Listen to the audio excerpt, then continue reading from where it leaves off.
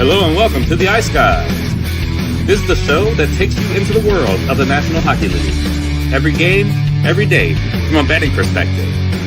With pro sports handicappers, Ian Cameron, Alex B. Smith, and various guests from the world of hockey and sports betting. And now, here's your host, Ian Cameron.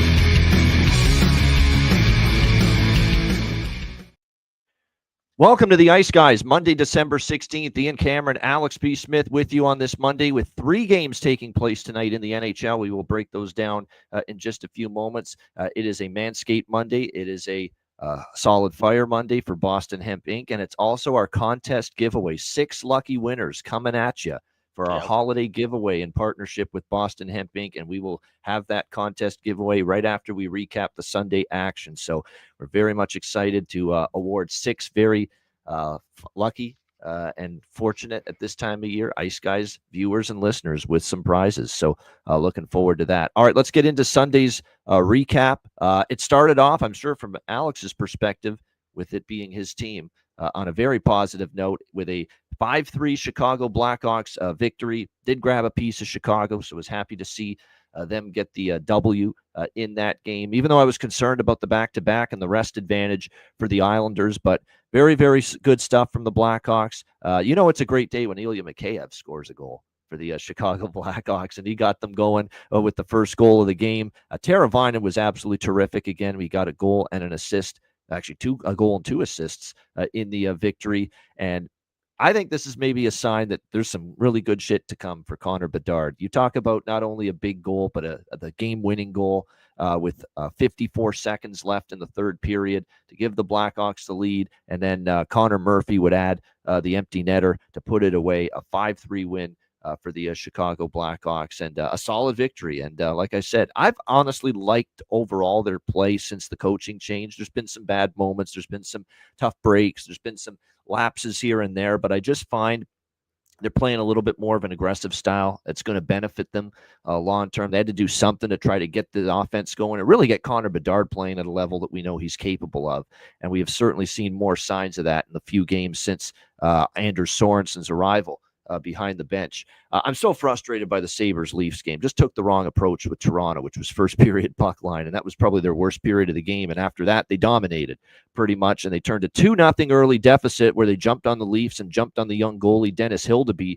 But boy, they turned it around after that. 5-3, a hat trick for John Tavares in the victory over the Buffalo Sabres. Now 10 straight losses for the Buffalo Sabres. And apparently you can't call this a losing streak. The NHL, and this is Pierre LeBrun at a tweet, where this is not technically what the NHL calls a losing streak now for the Buffalo Sabres at 10 losses in a row. They call it officially a winless streak, not a losing streak. And apparently the reason for that is because they picked up some regulation and overtime points and losses. So apparently the NHL doesn't call it a losing streak. We call it a winless streak. You know what it is? It's a fucking losing streak. I don't care what they say. That's ridiculous. That's just crazy. Absolute nonsense. This is not a losing streak. You've had an L beside your name. I don't care if it's regulation, overtime, shootout, or in my backyard. Doesn't matter. 10 losses is 10 losses in a row. Okay? That's 10 that's a losing streak. So the NHL wants to only call it a winless streak because they picked up a couple points here and there in overtime or shootout losses. That's a 10-game losing streak in my mind, and that's what I'm calling it for the Buffalo Sabres. Lindy Ruff looked very exhausted, worn down. He wasn't even angry. He was just like exasperated, lost for words. Yeah, that's what he said. He actually used that phrase. I'm at a loss for words right now. What's going on with the Buffalo Sabres right now? Yeah, sympathies to Real Deal Prime. It's a rough go, man, for this Buffalo Sabres team right now. There's no, and you know what's shocking is that in the 6 games, 6 of the 10 losses in a row they had leads. And 5 of them, they had leads in the third period. So that is just, and we saw it again yesterday. Just can't hold a lead, just breaking down. And when things start to snowball against them, they just crumble. And we saw it. Toronto, bang, bang, bang. 3 goals in a row when they were down 3-1 and turned it into a 4-3 lead, and they end up winning 5-3 there. Columbus, Carolina, no more system plays for best bets on the show for now. That's 2 over the weekend where I went full game over on the system play, and they both fell under. The good news is the first period over did cash with Columbus and Carolina, and we did split it up between the two. Nice bounce back for the Hurricanes after getting shut out by Ottawa, 4-1 win over Columbus. Vegas beating Minnesota 3-2. Solid bounce back for Vegas after they got crushed in Edmonton 24 hours ago. Minnesota coming off the 4-1 win against Philly. Weren't able to sustain it. Vegas with a solid 3-2 victory on the road in Minnesota. And a nice game from Samsonov, too, who's kind of had some ups and downs lately. But Golden Knights with a nice victory there in Minnesota. And the woes continue for the New York Rangers. Another loss for them, even though they made it interesting late with 2 third-period goals. Too little, too late. St. Louis with a 3-2 win against the Rangers. I split in that game. I had the over, but I also had St. Louis. So nice to see at least the Blues get the job done in that game. And I'll tell you what, Peter Laviolette's probably at his wit's end. I could not believe the blender work that he put into the starting lineup. He went absolute nuclear. He took a nuke gun and fucking just, basically took an assault rifle to the starting lineup last night. Peter Laviolette. He had Kreider down on the 4th line to start the game last night for the New York. This is a guy that is just, he's trying to do something to shake this up, and I think he's feeling the stress. He's feeling some pressure right now. That was a staggering starting lineup. I mean, you got guys playing in spots you'd never in a million years think they'd play last night. And to be honest with you, for 40 minutes, it looked like there was zero response from the Rangers. Now, again, the 2 goals, then that kind of gave them a little life, and they had a nice push after that to try to tie it. But again, too little, too late. You can't play 2 bad periods and then expect we get a couple in the third. And it took until the 2 third-period goals to really get the Rangers going a little bit in that game. But too little, too late. I can't imagine this going on much longer without some changes. Something will happen. And I'm not saying this means Laviolette's going to be fired, but there's going to be something happening, a trade. There's going to be some kind of player movement. Something probably is going to happen in the next several days if the losses continue to mount here for the New York Rangers. Alex, your thoughts on Sunday's action? Yeah, let's just start with that. I mean, like I said, this Rangers team, they're a mess right now, and you got to wonder, like I said, if you fire Laviolette, that doesn't change the fact that you've had this same core that is still, not doing much, and they're aging, and the quality years, like you said, of Chris Kreider and Mika Zibanejad have seemed to have, are starting to fade. Artemi Panarin's not playing at the high level he is when he's healthy, and then, of course, he's at the injury issues, getting banged up. So, at this point now, you have to make another earth-shattering move, right? Because Trouba was supposed to be the move that rocked the room, trading away a captain. Well, clearly that hasn't done it. So now you're going to have to move somebody else. And we already heard the rumblings about Kreider before the Trouba deal. I think he's definitely going to be the next piece to move. Obviously, with them getting demoted to the 4th line, that's a clear wake-up call from Laviolette. It's not just, let's just shake everything. I'm not getting, they were. The guys, stretched throughout the lineup. But him going down the 4th line, you're telling that team everybody needs to pull their head out of their ass. And then yet you still go out there, lay an egg, and lose 3-2 in a game that should have been much higher scoring. And I say that with someone who had an over ticket. I don't know what the Rangers do now, because even if you change coaches, I don't think that's going to stir up anything. And are you really going to be able to get the pieces back, moving Chris Kreider, unless it's a 1-for-1 deal and you're able to fleece another GM into getting someone who's of higher value or younger player, which I don't think that's going to happen. I don't think Drury's that kind of a wheel and deal GM, in my opinion. So the Rangers just seem to be in a world of trouble right now. And I think whatever fixes they do make, they'll be temporary. But this doesn't look like a team, certainly, except competing for the top of the East or the Stanley Cup. Now they're just trying to fight for their playoff lives, it seems like. And that might be a legitimate race. This now might be a wild card team. Or a middle-of-the-road team. We're talking about the Rangers. No one expected that this year, and no one expected that this time of year. It would have made sense if they had a collapse late in the season with all the high pressure and high energy games against their division. No, that's not the case. That their biggest enemy is themselves. So I don't know what they do, what moves forward for them, and how they're able to turn this season around. But it's just maddening watching them, and it's even more maddening betting on them now. Look at the early game, as you mentioned, with the Hawks. That was a fun game to watch. It did kind of tick me off a little bit as someone who had to draw. I would have loved to have seen Bedard get an overtime game winner, but nonetheless, he gets the game winner, and he needed that, like I said, for his confidence. These guys offensively building confidence. Teuvo Teravainen getting in the mix, like I said, having multiple points. Ryan Donato didn't score a goal, but he was instrumental winning key faceoffs. And remember, we talked about this. Okay, well, Bedard's not your key faceoff guy. Who's going to step up and deliver? Donato won some big faceoffs, especially late in that game. He set up at least a couple of goals off of him winning faceoffs. That's huge. Those are issues that have been plaguing the Hawks for a long time. Good puck movement, multiple guys scoring, winning faceoffs. A lot of great things we're seeing offensively now in the Sorensen regime this first week. There's still issues. They're still a bad team. They're still going to have their struggles, but leaps and bounds better from what we were watching with Luke Richardson. It almost makes you wonder, why wasn't this move made in September? Because if this is the kind of energy that Sorensen brings, and this is a guy who's been in this organization for over a decade, who knows what this team might look like if he had started off the year at camp and everybody had bought into this system at the beginning of the year. Obviously, it's speculation, but now we're here, and this team looks good, and overs are the way to look now with the Hawks. They were struggling to get goals. Now they're getting the offensive movement, but they're still going to have struggles on the back end. They still have goaltending issues. Definitely start looking at overs, especially as we get into this holiday season where you tend to see games get kind of wonky. I think we can see some more high-scoring games on the West Side and other places involving the Hawks. Yeah, definitely something to monitor. We've seen this, especially, the day before Christmas, that final day before the break, which is next Monday. I've got that circled as an over day for the NHL. You're going to see goals next Monday, hopefully. So I'll be on a lot of overs probably next Monday, December the 23rd, which is actually our final. So it's a great segue into the schedule announcements I wanted to make because I posted those on the Ice Guys account. Just wanted to make everyone aware of the 4 dates coming up over the Christmas season that we will not have a show. 4 days we will be off with no show. And 3 of them are going to be days, obviously, that are the obvious ones, right? There's no games. So obviously there's no show. And of course, that's Christmas Eve, Tuesday, December 24, Christmas Day, Wednesday, December 25, Thursday, December 26, known as Boxing Day here in Canada. And then, of course, we're back on the Friday, December 27. And we're also not going to have a show on New Year's Day, Wednesday, January 1st. There's only one standalone game on New Year's Day. It's a Devils-Kings game in LA on New Year's Day. What we'll do is we will tack that on to the New Year's Eve show on Tuesday, December 31st. And then we'll have no show the Wednesday, New Year's Day, and then we'll be back on Thursday, January 2nd. So 4 days in the next 2 weeks where there'll be no Ice Guys show. And those are the dates right there with that.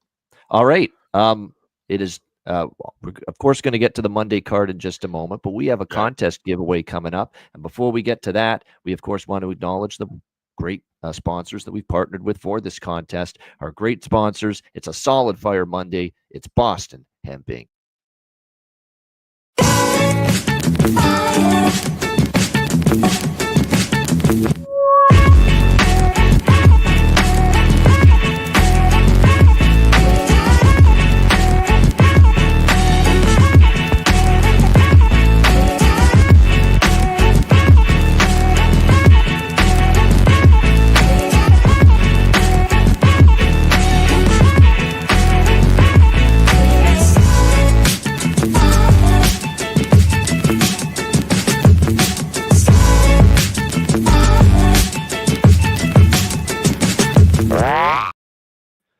All right, Boston Hemp Inc., our great sponsors of the show daily and our live betcasts. Make sure you check them out. 20% off all orders on the site using the promo code IceGuys at bostonhempinc.com. And Alex, it is that time. You introduce it. It's time for our holiday giveaway, courtesy of Boston Hemp Inc. Yeah, thanks to Boston Hemp Inc. for sponsoring this, the high holiday giveaway. So we're going to announce 6 names. We're going to have a wheel spin. They're going to be drawn and completely random. We have all the contestants that have entered their names into the survey, the Jot form page, all now on here. So we're going to name the first 5 spins will be for people to win a $25 gift card for store credit at bostonhempinc.com. And then the last spin will be the grand prize, which involves a bunch of different gifts. We can't legally mention all the things inside the box here, but you will be, of course, alerted and notified if you win this. So, Ian, without further ado, let's get spin number 1. This is 1 of 5 for store credit, $25 at bostonhempinc.com. All right, here we go. The first spin. Here we go. Pat Sajak in action right here.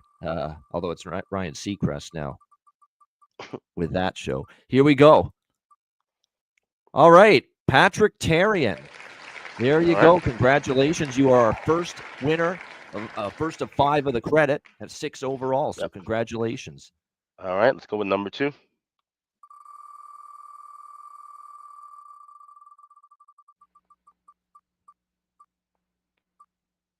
And it looks like it's Preston Naninga. There we go. Very good. We almost had that almost looked like an Eastern Michigan player name for a minute, but that's another story. Preston Naninga. We appreciate it very much. We appreciate it very much. Congratulations. You are winner number 2. All right. Third winner.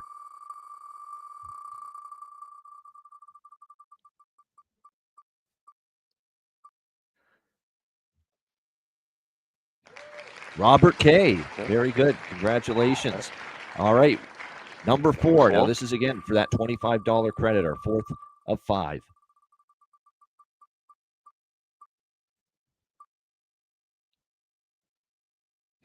Oh, one of our favorites, Landon Flores.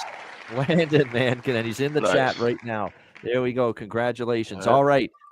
Our 5th winner of the credit, courtesy of Boston Hemp Inc., is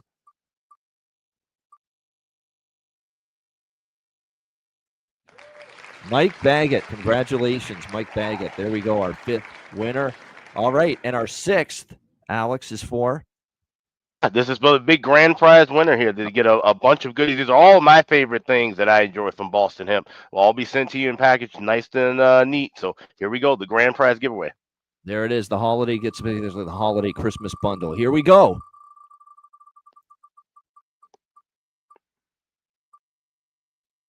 And it's someone that I believe comments in our YouTube channel very often. And I've noticed his name there, Jean-Pierre Draskinis.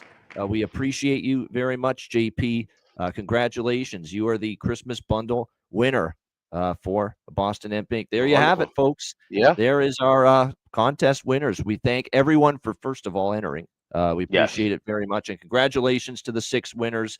We've got the names. And like I said, look forward to giving you your winnings for sure. Appreciate it very much, the support. And I know the sponsors, Boston Hemp Inc., definitely appreciate it quite a bit as well.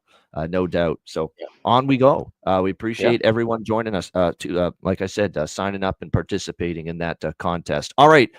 Let's get into Monday's card. We've got Washington and Dallas. Dallas Stars -160. Home favorites, 6 the total here in this game. Very interesting matchup. You've got obviously Dallas coming off a 2-1 win against St. Louis in overtime. I thought they were probably in greater control of that game than the final score would indicate. It was a really solid game from Binnington, but definitely Dallas carried the play for the majority of that game. It was a good, solid kind of response game from them. I know they weren't too thrilled about losing in Nashville. Why would they? 4-1 the previous game before that. We'll see if they can continue to follow that up. You know, this is going to be a good schedule coming up here for the Dallas team before the break. I mean, they've got, well, we thought the Rangers was going to be a tough game. I'm not so sure now, but they got Washington tonight, who's obviously been one of the surprises in the NHL this year. And obviously the Toronto Maple Leafs coming in on Wednesday, which will be a good challenge as well. So a couple of tough home games, couple of good opponents coming into American Airlines Center here for this Dallas team the next 2 games. Washington is one of them, and what a road warrior this has been. Now, it's kind of a clash of Dallas 12-3 at home versus Washington on the road, who have been absolutely spectacular. This Washington Capitals team. They enter tonight on a remarkable 9-game road winning streak. Looking for 10 in a row tonight. It's actually, I believe, 9 straight, Terry Ray Vegas. Terry Ray Vegas says it's 10 straight. I think it's just 9. They're going for 10 tonight, though, and it would be 10 if they win tonight. I can't bet against that kind of a streak. It's that, especially when you're a +140 underdog. I haven't made a decision, though, yet if I'm going to take Washington, but it's a Washington or pass game for me. I mean, this team's playing well on the road. They're continuously undervalued, game in and game out. They've found ways to win even without Alex Ovechkin, as they've clearly shown. We do have goalie confirmations here, Charlie Lindgren and Jake Ottinger for this game with the Capitals and the Stars. Like I said, Washington's playing some great hockey on the road. That being said, you know, Dallas did drop a game to Washington earlier this year in D.C., 3-2 victory for Washington in that game. They'll be looking for a little payback here in this matchup. Ottinger in net here for the Dallas Stars, who's been very solid at home. I don't love the idea of going against Dallas, so that's kind of why I'm hesitant. But at this price, and given the road winning streak for the Washington Capitals, it's still Washington or pass for me. There's no way I'm going against this red-hot road team that the Washington Capitals are right now. What I have bet in this game already is I might add Washington small, but it's nothing that's going to be best bet or anything. But the draw, I think, could be live in this game. You've got an East versus a West team going head-to-head. 2 of the last 3 meetings have gone to overtime or a shootout, including the last time they played here in Dallas, which was last January. It was a 5-4 Stars win in that game last year. And it was a 3-2 win for Washington earlier this year. It did not go to overtime, but it nearly did. So I think we got a lot of draw, a lot of hints that this could be a good draw candidate here tonight with the Capitals and the Stars. And again, opposing conferences, Washington's not going to care if Dallas gets points out of this game and vice versa. So the draw for me, and I'm certainly not going against Washington. 9 in a row on the road at this price. Alex, what do you think here? Caps, Stars. Yeah, I like the first period over 1.5. I lead -120 with that, and I will sprinkle small on the draw. It's not one of my. It's actually only 2 of the 3 games that I like for a draw, but this isn't my favorite of those 2.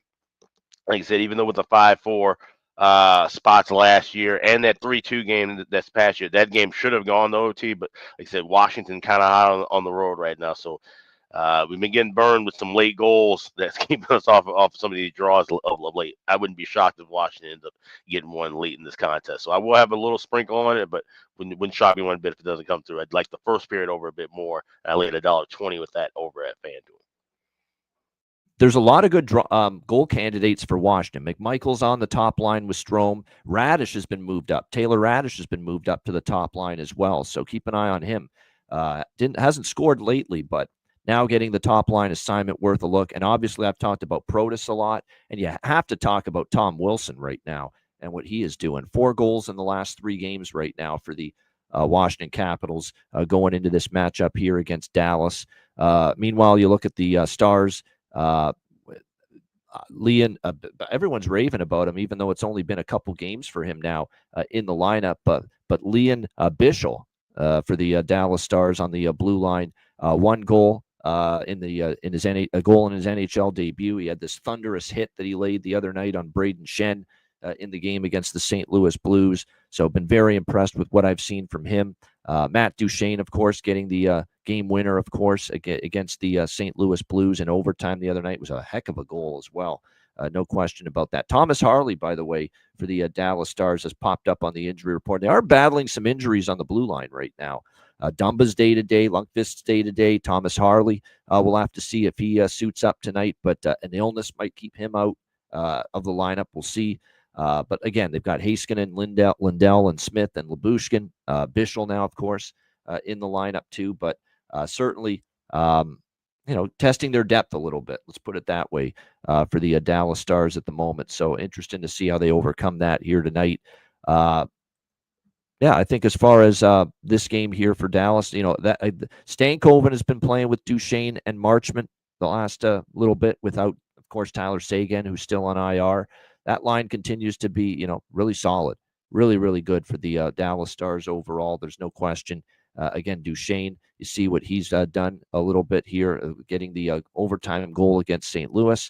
And like I said, playing with Marchment, they've played well all season. So that's been a very good line here for the Dallas Stars. All right, next up, we've got, it's on Monday. It's only on Prime, Florida and Edmonton, your Amazon Prime Monday Night Hockey game tonight. Florida, a Stanley Cup final rematch. Edmonton -125, home favorites, 6 the total here in this game. Should be a good matchup here with the Panthers and the Oilers tonight. Florida needs to lick their wounds a little bit, no pun intended, knowing they're cats, they're a feline creature. But nevertheless, they're coming off back-to-back shutout losses. Yes, not something I was expecting coming off or on this road trip once they embarked on it, that we'd see them get blanked in back-to-back games by Vancouver and Calgary especially. But that's exactly what we've seen here from the Florida Panthers going in to this huge game against Edmonton. And I think it's costly for Florida that they didn't get a win in either of those games, because now you walk into the Lions' den here where you got an Edmonton team that's going to get their first shot at a pound of flesh. It's not going to bring back all the – I always say about these spots where it's a team playing against another team first time since a playoff series, in this case, the Stanley Cup final. A win tonight's not going to bring back all the pain of losing in Game 7. It's absolutely not. But I will say this right now. This definitely is going to mean a little bit more to the Oilers than a normal regular season game would. Barkov missed the Calgary game. He was a late absence due to illness. We'll see if he returns. They look like dog shit, quite honestly, without him the other night. I think that was as poor a game as I've seen from Florida in a long time. They didn't generate much either, quite honestly. And really, their offense has kind of been, don't be fooled by the shots, 32 shots. I don't find they were that threatening in the game against a Calgary team that had been, basically given up goals in bunches the last few games. So it's back-to-back shutout losses. Now, because the system's the system, I'm on the system play, but I got to admit, I'm scaling back on it tonight. This is not a big bet with the system play tonight. We are going to get in on first period and full game over because it's a team off a shutout loss. But now that's back-to-back for them. And like I said, certainly you got to think they're going to be kind of a sense of desperation here for Florida. But this Edmonton team's playing their best hockey right now. They really are. They're playing great. 8-1 in their last 9 games. And what I like is they've stepped up in class and played well against good teams. They beat Colorado on the road 4-1. They beat Tampa Bay 2-1. They beat Minnesota, pounded them 7-1 on the road. They come back home, they play Vegas, and they take care of the Golden Knights. And really, that was 6-1 before Vegas kind of made it interesting going into this particular game. So Edmonton's rolling right now. What's good about Edmonton is they're scoring goals right now. Again, 4 or more in 4 of the last 5 games during this win streak. And defensively, they've given up 3 goals or less in 9 straight games. That's going to give you a chance to win. That's for sure. 6 of those 9 games, they've given up 2 or less. So the defensive game is on point. The penalty kill, which was awesome in the playoffs, is starting to get back on track. That vaunted Oilers power play is starting to look like it again. They've scored 6 power play goals in the last 5 games, the Edmonton Oilers, which is a great sign. And meanwhile, here's Florida. They've given up a power play goal 3 of the last 5 games. Their penalty kill has slipped. So definitely matchup-wise, lots to like. I'm going to go Edmonton first period puck line, not money line, puck line. Edmonton first period puck line here, and a bit on the Edmonton full game money line here as well. I just think, look, Florida's not been good in these last 2 games. Their offense has disappeared, and if Barkov is out again, we talk about it. He's not only the captain and the heart and soul, but he's by far the best 2-way player on this hockey team up front. It just feels like for Edmonton, a game that means a little bit more than the average regular season game. The team that just broke their heart, crushed them in that game 7. It was such a heartbreaker, gut-wrenching experience for Edmonton. We all saw the Amazon series, right, where Connor McDavid, screaming at his team, dig in during the course of that series. You get a chance now to play them for the first time. It's not just they're going to say all the shit that you always hear in a spot like this, that it's just another game, but it's not just another game for Edmonton. And quite frankly, the better team in current form right now. So I'm going to go Edmonton first period puck line, Edmonton money line here, along with the first period over and the full game over with the system play. Keeping the system play smaller, though. It has regressed. Florida didn't cash in the system play Saturday. That being said, this team, are they really going to go in the offensive doldrums indefinitely? We know they're a better offensive team than they've shown the last 2 games. The question is, will we see it tonight against what should be a ramped up, amped up Edmonton Oilers team on home, playing excellent hockey, 8-1 their last 9 games. Alex, what do you think here? Panthers Oilers Cup final rematch. Yeah, I think Edmonton's obviously going to be jazzed up for this. Like, this is more than just another game. When you look back at how that series went with the 7 games and being down 3-0, coming back, like I said, all that now being on display too with that Amazon series. So there's a bargain bin that I'm looking for in this game as well. But I am on Edmonton full game money line. I like that all the way up to minus $1.30. Like I said, I will be looking for the system plays in game. So at looking at 1.5 at minus $1.20 already. We can grab that plus money a couple of minutes in. Also with the same thing with the 6, we try and grab a 6 at a plus price, maybe plus 105. So those would be my buy points. So early jump on the first period over and full game in game, pre-game on Edmonton, and then I have a bargain bin as well. So the Amazon Prime game was Anaheim-Montreal last week. I'd say this is a step up for Amazon Prime tonight with Florida-Edmonton tonight. Although that game did go to overtime. It was kind of an entertaining game. Ducks-Canadians last week, but still, this is like obviously as far as quality of team, certainly a lot better here, what we're going to see tonight with the Panthers and the Oilers. So like I said, I'm definitely interested to see how this one plays out. But as far as props go for this game, for Edmonton with the shuffling they had done recently, Hyman's heating up, Podkolzin, and even Kapanen. I've said eventually we got to start cashing some tickets with these two. As long as they keep playing with Draisaitl, they're going to get chances to score. And finally, they're starting to do that. for Edmonton. So I don't mind looks as far as they're concerned for goal props. I mean, if you're going to bet any goal props for Florida, you got to trust the team to actually score goals, which they have not done, obviously, in the last 2 games. As expected, we should see a Skinner versus Bobrovsky matchup in net. We, again, don't know if Barkov's in or out. We're probably not going to find that out until later today. But Skinner's in a great role right now, too. He's won 3 straight starts, 5 of his last 6 starts as well. And he has given up 2 goals or less in 5 of those 6 starts as well. So Skinner's in very good form right now in net for the Oilers. It's also been one of the storylines about why this team has gone 8-1 in their last 9 games. That should be a good one, though. I'm definitely looking forward to watch that. That game alone is better than anything you'll see on the NFL Monday Night Football tonight. I'll tell you that right now. With the those are two games I would not flock to the television set to watch.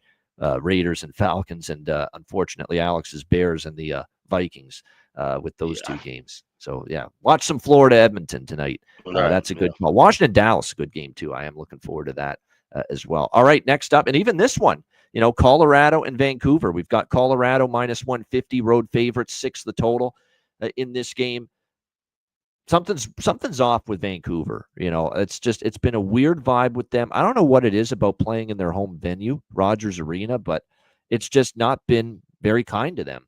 They beat Columbus 5-2, and even then they have a horrible first period in that game. Meanwhile, you look at Tampa Bay. They lose 4-2 at home to the Lightning. They lose 4-3 in overtime to St. Louis, the night that the many Blues players gave Rich H a nice little visit there at the club after the game. Then they had the 4-0 bounce back against Florida, and you think, wow, Vancouver getting their shit right and getting things back on track. Well, that same Calgary team shut out Florida Saturday night. So takes a little shine off of what Vancouver did against the Florida Panthers. And then that was horrible right from the early puck drop. You knew right away in the first couple minutes of that game, first 10 minutes when it was 2-0 Boston, you knew that was going to be a long night for Vancouver. They just didn't have it. They weren't sharp. They weren't good in their own zone early in that game. And Boston just took it to them 16-4 in the first period. That's now multiple times they've had bad first periods. And Rick Tocchet keeps talking about that right now, about how they're struggling to start games on home ice, struggle to make a play a little bit, and calling out that 3-4 players on the team aren't emotionally invested right now as well. Those aren't the kind of bet on quotes I'm excited about right now for this Vancouver team. That being said, I think if I were to look at Vancouver in one form, I mean, there's certainly got to be a real distinct focus on good first periods with the Vancouver Canucks. We know Colorado, although most of it was because of Georgiev starting, not been the greatest first period team at times this year. Colorado, kind of a team that gets stronger as the game goes on. I do think situationally, taking a shot maybe with the Canucks in the first period's not a bad option here. In fact, I think I may do that in this game, but I don't trust them for the full 60 right now on home ice. But I think there is an onus, and there's got to be emphasis on we can't play a first period like we did against Boston Saturday night. We can't play a first period like we did against Columbus right at the beginning of this homestand. We have to be ready to play and much better on our toes, making good plays, carrying the play for a change in the opening 20 minutes. And Vancouver's not done a good enough job of that throughout the course of this homestand. Colorado is on a nice little run, 4-1 their last 5 games. They won the last 3 games of that road trip in the Eastern time zone. They come back home. They had a bit of a blip there against Utah, kind of a tough spot, but they bounced back. They beat Nashville 5-2. Although Nashville didn't play a bad game, and it was a really strong effort in his Colorado debut from Mackenzie Blackwood. He was really, really good in between the pipes for the Colorado Avalanche in that game. A really solid debut from him. He ended up making 37 saves on 39 Nashville shots. Nashville definitely had their chances. So, like I said, I think it's going to be a situation where with Blackwood, there is talent there. There's been injuries, there's been inconsistencies, and he's been poor at times. But, we also have to acknowledge that a lot of Blackwood's struggles have to be attributed to New Jersey when they were bad. That's when he played there for the most part. They were more bad than good when Mackenzie Blackwood was with that organization. Then he'd been with San Jose, and San Jose's been a team that's given up a lot defensively over the years. Now you're playing with a better team, more of a steady team in front of you. Does that lead to maybe the best hockey we've seen in the career of Mackenzie Blackwood? There's a potential for that for sure, and that was certainly a good first start for him against Colorado the other night. There are still some injuries for this Colorado team on the blue line. Manson's still out. Drouin still on IR. They've Shillington on the blue line out. Kevin Lankinen, of course, wasn't even available Saturday because of an illness. And there is still that flu bug, too, that's been going through a few teams. And I think it's hit Vancouver a little bit as well. So that's something to factor in here. Lankinen day-to-day with that illness. There's no telling if he'd be available tonight. If he is available, my guess is, he might still back up Thatcher Demko. Because they may not want to throw him in. But basically, I think the first period is what I'm interested in. I can't see how the Vancouver Canucks play at least a bad first period tonight after what Tocchet said the other night. I can't see it. I've got to think they're going to have a good, strong start. Vancouver hasn't been great in these early the starts to games at home. But Colorado's been, like I said, up and down, very inconsistent, starting games themselves throughout the course of the season. So I don't mind situationally a little Vancouver first period money line here. Like I say, do they win the game? I'm not so sure about that. I prefer to focus in on that opening period because this team, after what we saw against Boston, they have to have a much better first period. And if they don't, if they don't have a good first period, are they winning the game? Probably not. So I'm going to go Vancouver plus 120 first period money line. That's about it. Totals wise, maybe a small bet on the first period over, but not for the full game. I mean, I like what I saw at a Blackwood. I really do. And, Colorado with him in net, maybe they're not going to be that team that's going to give up just a boatload like we've seen in the past. So keep that in mind. Series history between these two teams has been kind of all over the map with totals 5-4-1 to the over in the last 10 meetings. So maybe grab a little first period over, especially based on some of the trends that do point to it, and a little Vancouver first period money line. So basically everything I'm going to bet pregame here in this game is going to be first period. Alex, what do you think here? Avs, Canucks.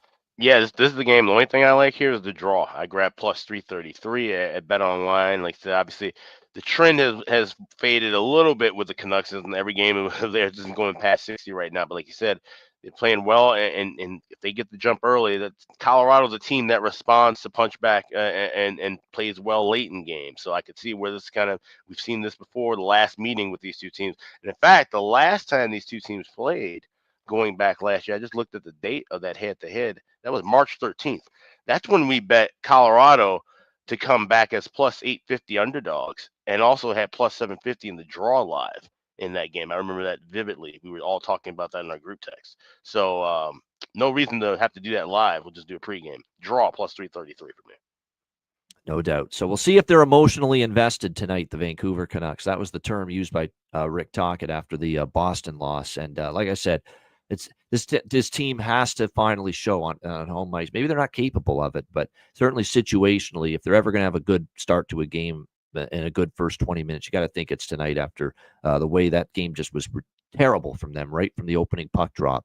And that first period is what buried Vancouver right there against Boston. They can't have a start like that here again. As far as props go, you're not getting bargain bin prices with Arturi Lehkonen, but it's hard not to bet him right now. He is rolling.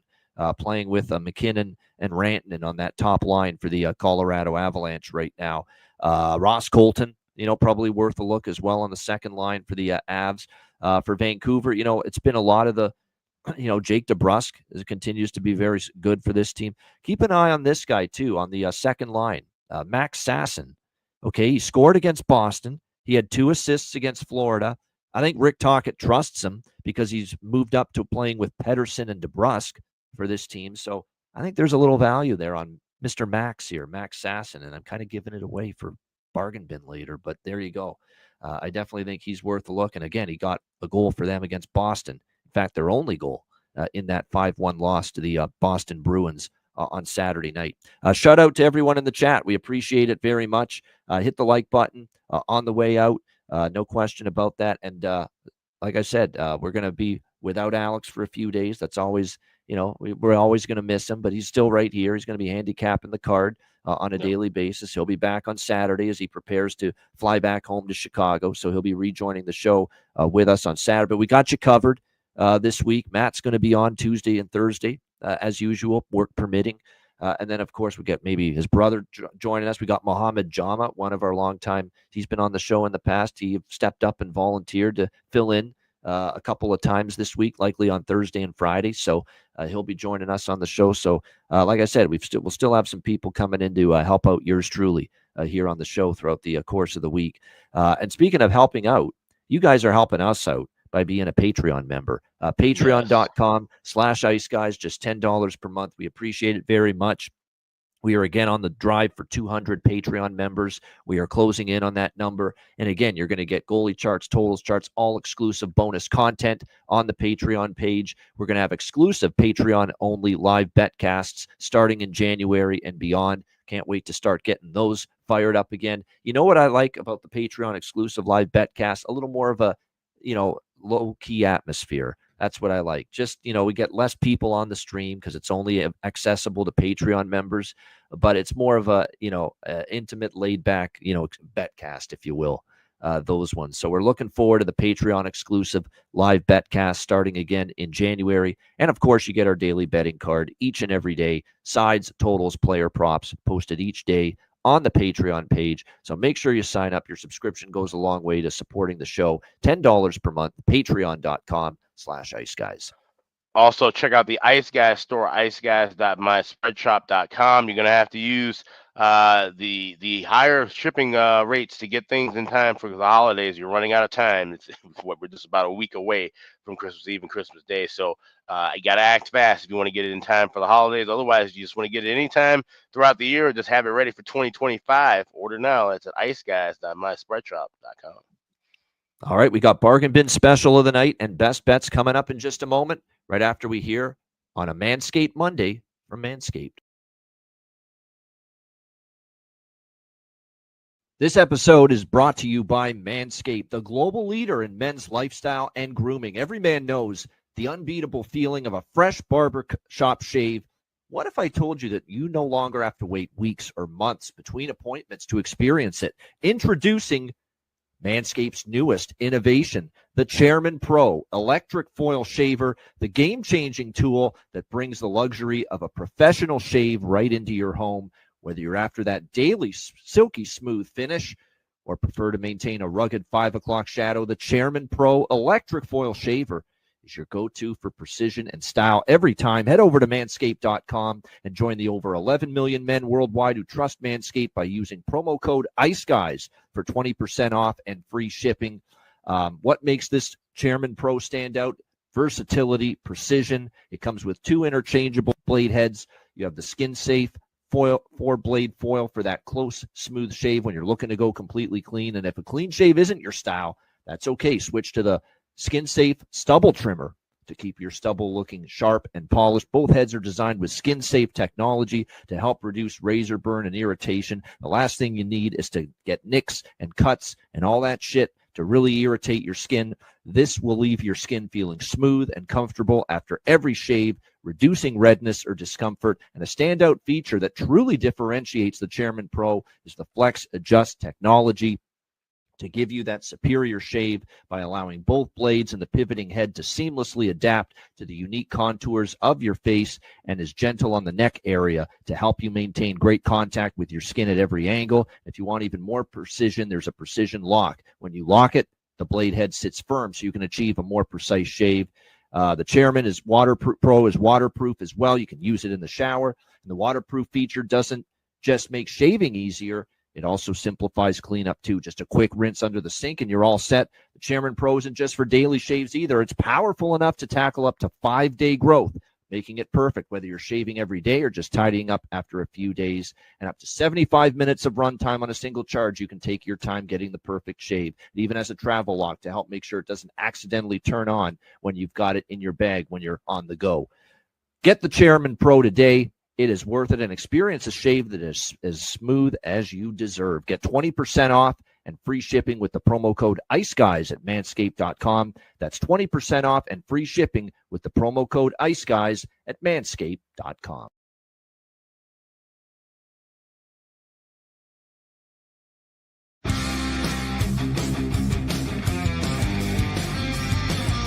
Support for the Ice Guys podcast is provided by Boston Hemp Incorporated, Manscaped, Power Play Sportsbook, Raise Your Game, Tailgater Social, and a big thank you to all that subscribe to the Ice Guys Patreon page.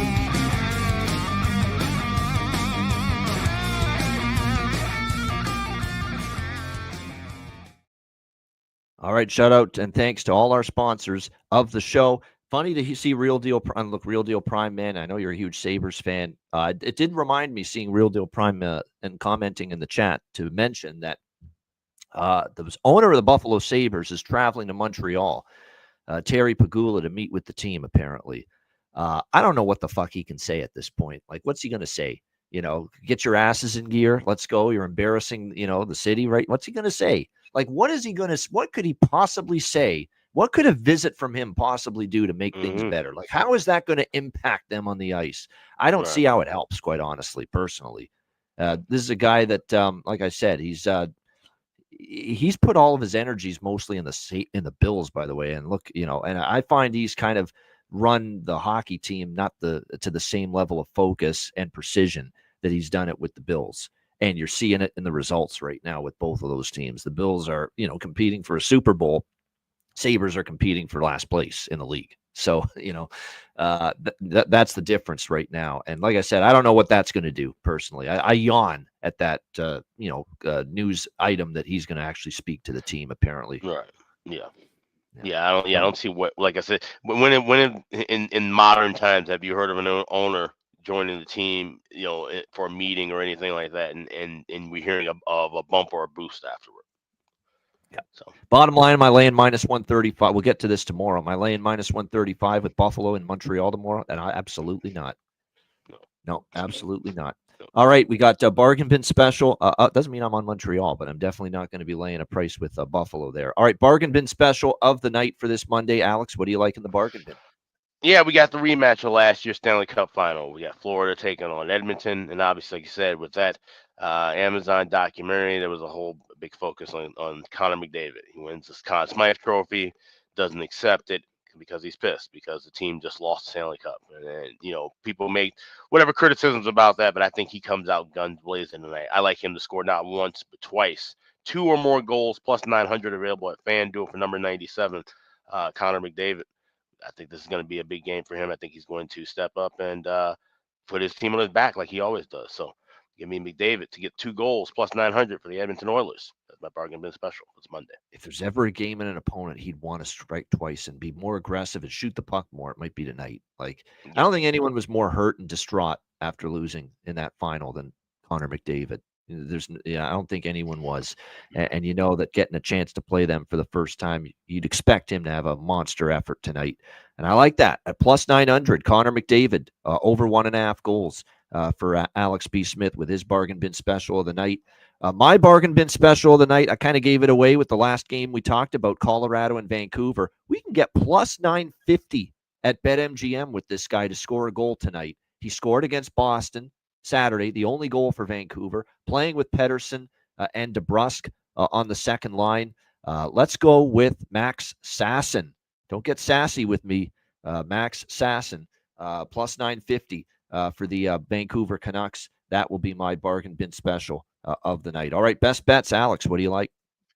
We're going to go with that Washington Dallas first period over 1.5. You can get minus 120 at FanDuel. So we've seen this cash in a few times within the series. And these are two teams that have dynamite offenses and some quality goal scorers. So give me Washington, Dallas. First period, over 1.5, minus 120. My Monday best bet. All right, good stuff. We know Washington's been a monster first period over team. And I know Dallas was on a nice little first period overrun, which I think has cooled off a little bit. I know the St. Louis-Dallas game the other night didn't go over in the first period. But, yeah, I might add that to my card, too. Washington-Dallas first period over for Alex B. Smith with his best bet. My best bet for this card, we're taking Edmonton.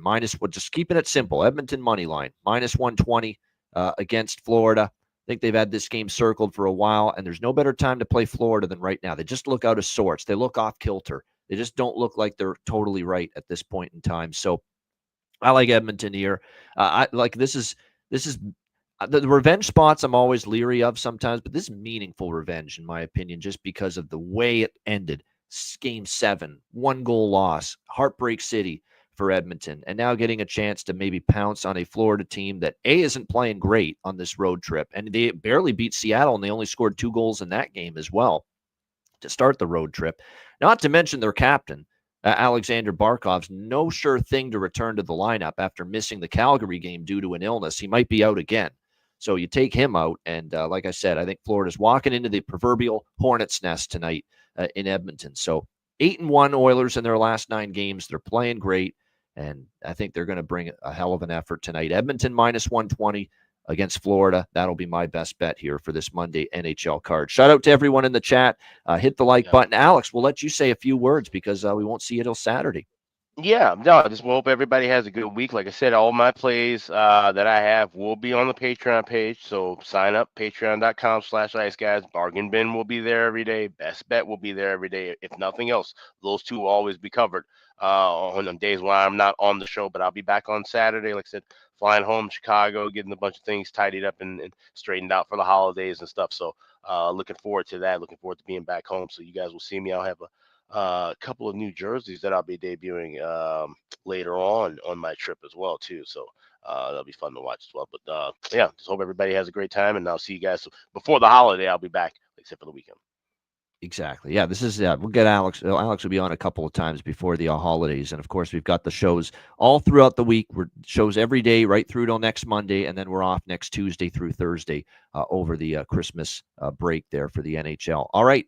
Great stuff. Great show once again. And again, congratulations to all the contest winners as well. 6 lucky winners announced earlier in the show. A reminder, the Ice Guys is live 7 days a week, Tuesday to Friday, 2 p.m. Eastern, Saturday, Sunday, Monday, noon Eastern. If you can't watch the show live, download the Ice Guys podcast in audio form on all major podcast platforms. For Alex B. Smith, I'm Ian Cameron. Have a great Monday. Enjoy the games and good luck. And we are back with you tomorrow on Tuesday, 2 p.m. Eastern for another edition of the Ice Guys.